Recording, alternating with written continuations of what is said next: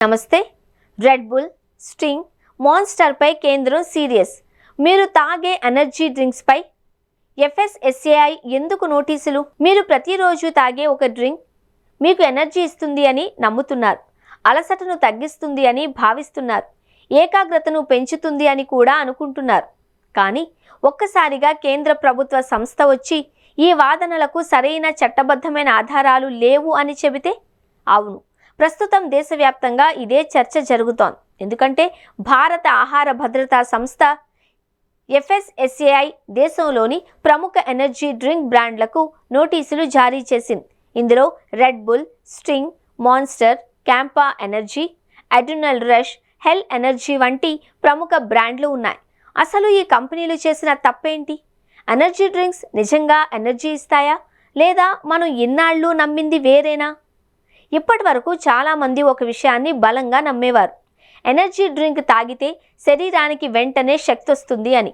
అందుకే పరీక్షలకు చదివే విద్యార్థులు, రాత్రి షిఫ్ట్ ఉద్యోగులు, జిమ్కు వెళ్ళేవారు, డ్రైవర్లు ఈ డ్రింక్స్ను ఎక్కువగా వినియోగిస్తూ ఉంటారు.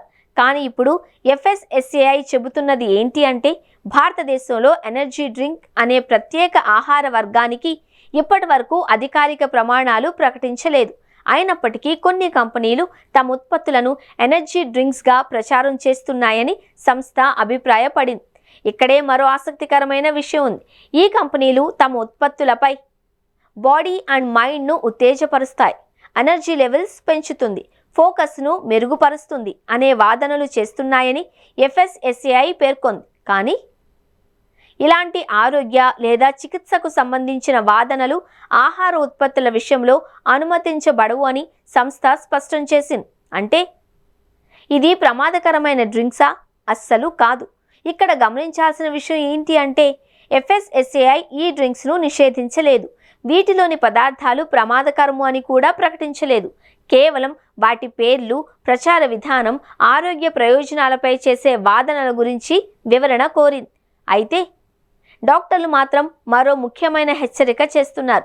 చాలా ఎనర్జీ డ్రింక్స్లో కెఫీన్, చక్కెర, ఇతర ఉత్తేజకర పదార్థాలు అధికంగా ఉండే అవకాశం ఉంది. అందువల్ల చిన్నపిల్లలు, గుండె సంబంధిత సమస్యలు ఉన్నవారు, గర్భిణీలు అధికంగా వీటిని తీసుకోవడం మంచిది కాదు అని వైద్యులు సూచిస్తున్నారు.